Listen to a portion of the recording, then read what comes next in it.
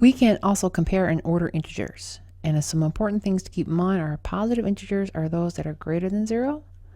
Our negative integers are those that are less than 0. And any positive integer will always be greater than any negative. That's an important point.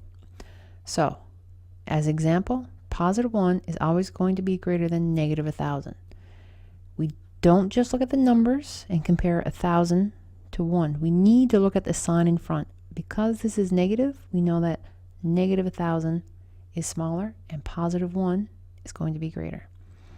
We can use a number line to help us compare and order our integers. So how do we do this? How do we compare our integers? What you would do, very first step, you would write your integers on your number line.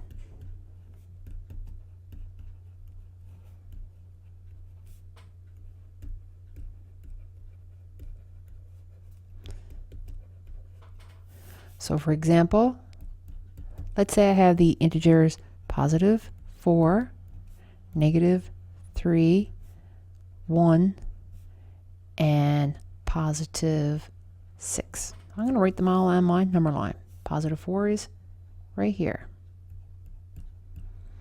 Negative 3. Here's positive 1. Positive 6. Right here. I wrote them all on my number line. The next step, to put them in order from least to greatest.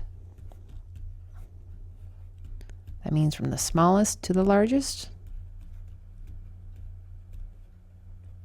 What we're going to do is write our numbers out.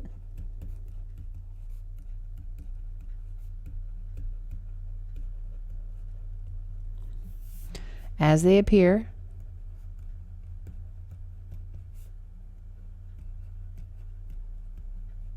From left to right.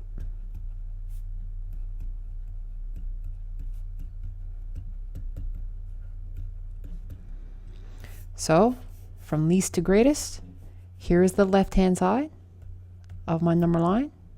Here is the right-hand side. So all I have to do is write them out from left to right. So what's our least integer here? I'm going to use a different color. We have negative 3. What's the next that we see? Positive 1. The next is positive 4. And then the next is positive 6. What if we wanted to write them in the other way? What if we wanted to go from greatest to least?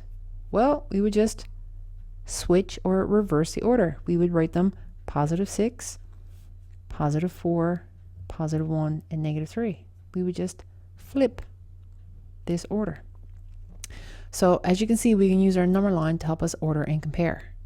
So as well, I have another follow-up question. What, I'll use blue here, what's bigger? Positive 1 or negative 3? Well, looking at our order here on the number line, we know that these are negative numbers and the negatives are always smaller than the positives. So negative 3 is less than positive 1. And we can see this from our order here as well. So now, here's an example. We can order these integers from least to greatest using our two-step process that you saw previously, and see what our result will be. So I'm going to let you try this on your own.